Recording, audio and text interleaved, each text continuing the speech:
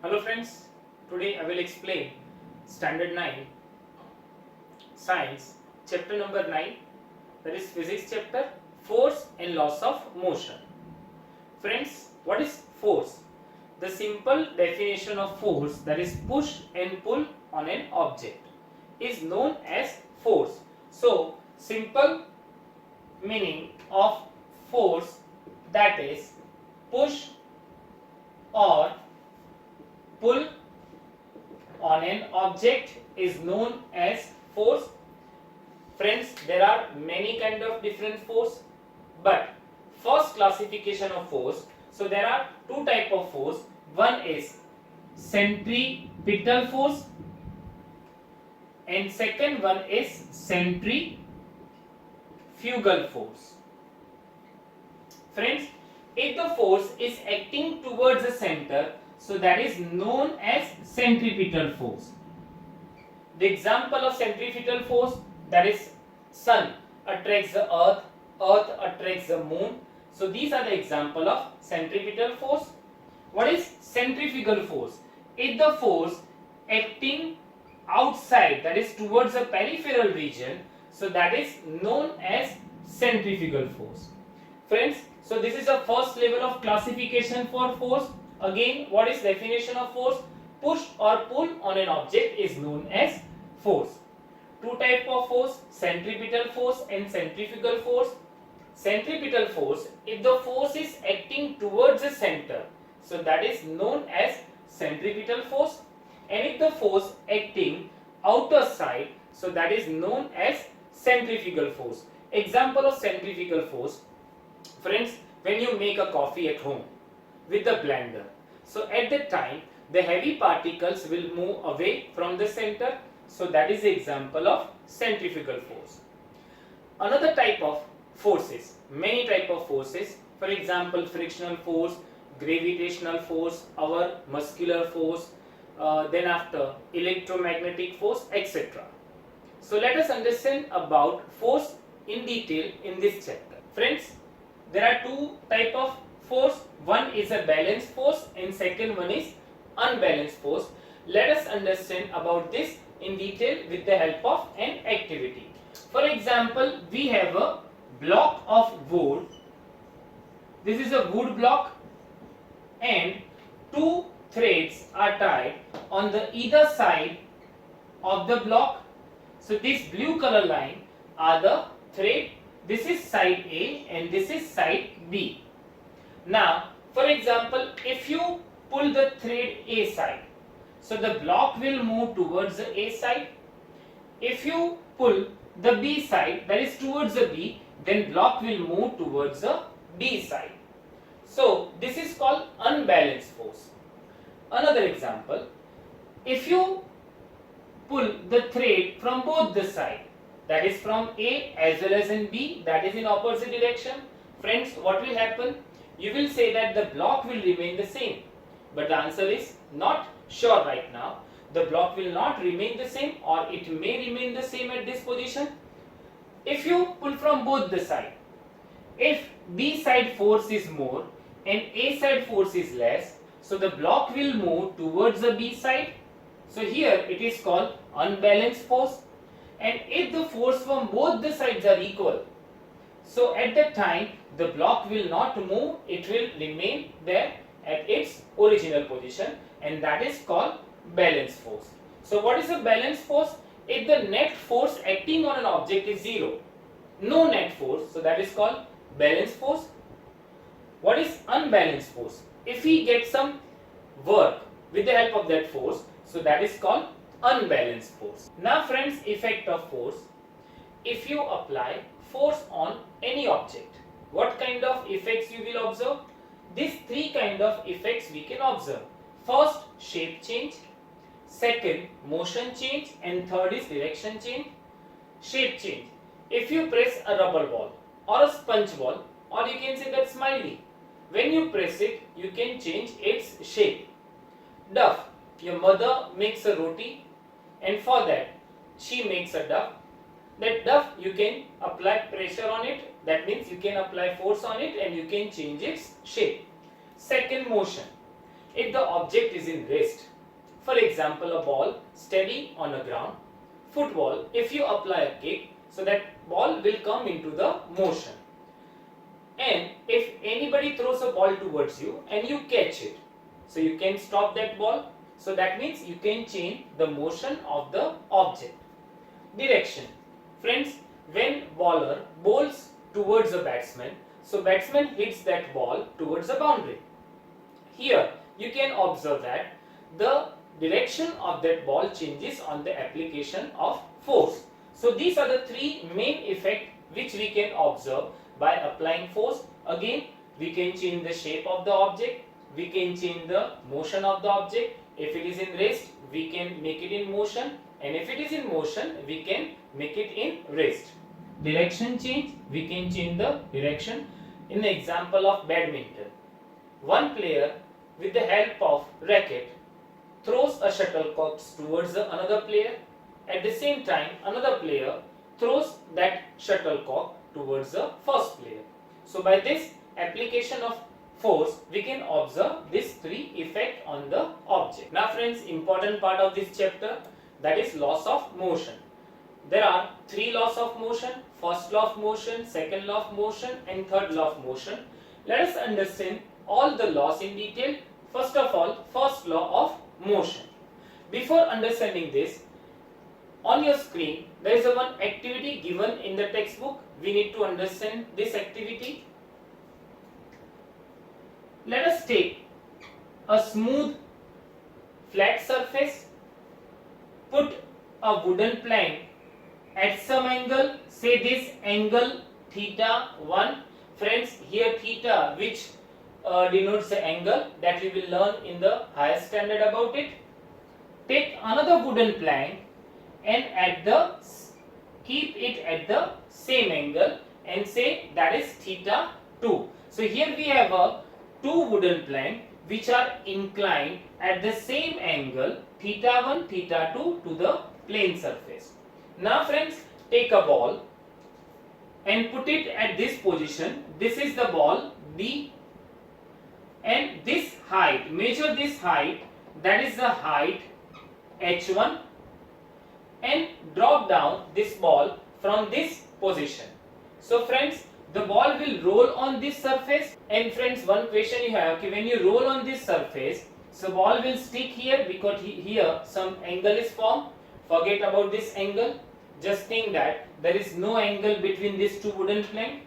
When you throw the ball B from this angle, and if these two theta are same, so ball will reach at the same height to another plank. So here we have a case 1. If theta 1 is equals to theta 2, then the height attained by ball on the same plank are same, as well as if this is the distance travel s1 and this is a distance travel s2, so they both are also same. So s1 is equals to s2. Now friends, if you decrease this angle theta 2, that means now we discuss about case 2. Theta 1 is greater than theta 2, so this angle is greater, so our plank is now at the less angle. So at that time, height 1 is greater than height 2, the ball will not attain the same height, but here distance 2 is greater than distance 1. Now the case 3.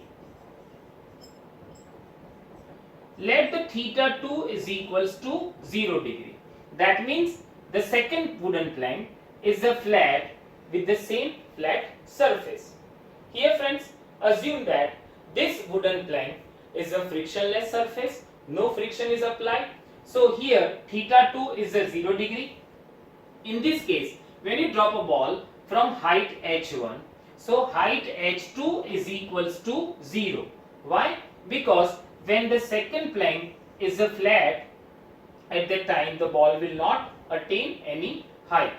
Now distance. So distance s2 is equals to infinity. Why infinity? Because friends, here the wooden plank is a frictionless surface. When you drop ball from height h1, so it will roll to the infinity distance. So this is the activity which is very important to understand the first law of motion. I advise you to read this activity from the textbook. Now friends, before understanding the first law of motion, we need to understand the inertia. What is inertia? The ability of an object to be in rest. If it is in rest, it want to continue its rest position, and if it is in motion, it continue in the motion. So, ability of any object to be in the rest or in steady position is known as inertia. On your screen, you can see the example. When you put a coin on a glass, on your screen you can see this activity. Take a glass, put a playing card on it. In first case, if you put a simple small piece of paper on this card and give a little push, so this piece of paper is flown out with the card. But in place of this piece of paper, if you put a 5 rupee coin, which is much heavier, and if you give some little push to playing card, so that coin will drop inside the glass. So here we can say that the inertia of that coin is more than the inertia of piece of paper. Again, what is inertia? Ability of object or the tendency of object to be in rest position is known as inertia. Now let us understand first law of motion, which is also known as law of inertia.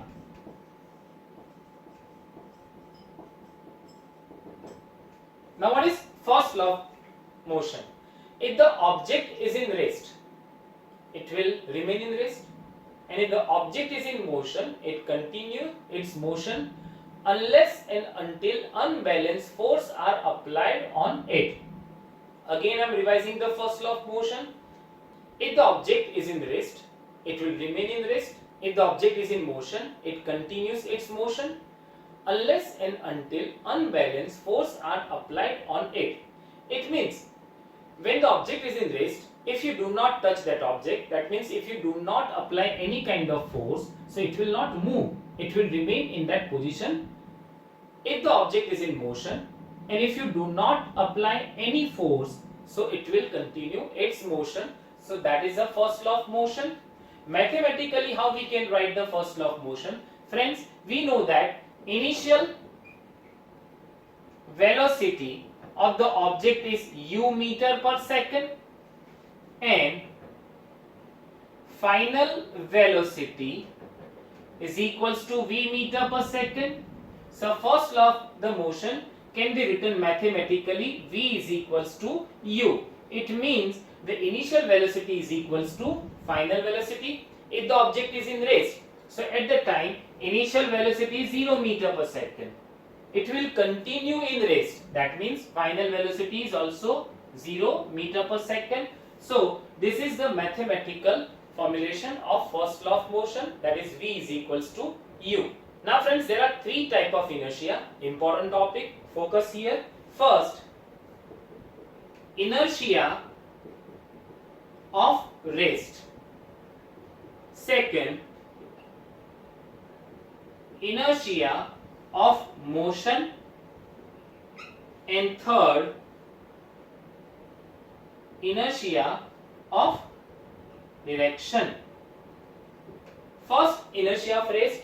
Friends, how can we explain this portion, that is inertia of rest? When you are sitting in a car, back seat of your car, and your father is driving. At this time, the car is at rest position and you are sleeping. Suddenly, your father starts a car with a jerk. So you will also feel some jerk. Why?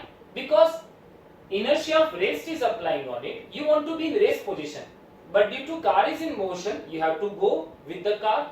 At that time, you go some backward. That is due to inertia of rest. Second, inertia of motion. Same situation. You are sitting at the back seat of your car. Your father is driving with the 100 km/h. Suddenly he applies the brakes. So at that time you fall forward. Why? Because that is due to inertia of motion. Because your body is continue motion with the car. So you or your body wants to maintain that state of motion, but suddenly your father brakes the car, so that's why you fall forward. So that is due to inertia of motion. The third is inertia of direction. Friends, in your school bus, for example, you are standing in a bus because you didn't got the seat. Now you are in the bus without holding any seat and standing erect. If your bus take the sharp left turn, your body will move towards the right turn. If the bus will take the sharp right turn, your body will move towards the left hand side. Why? Because that is due to inertia of direction.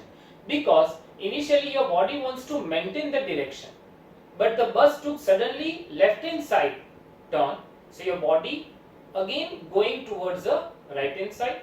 So that is due to inertia of direction. So these three are very important: inertia of race, inertia of motion, and inertia of direction.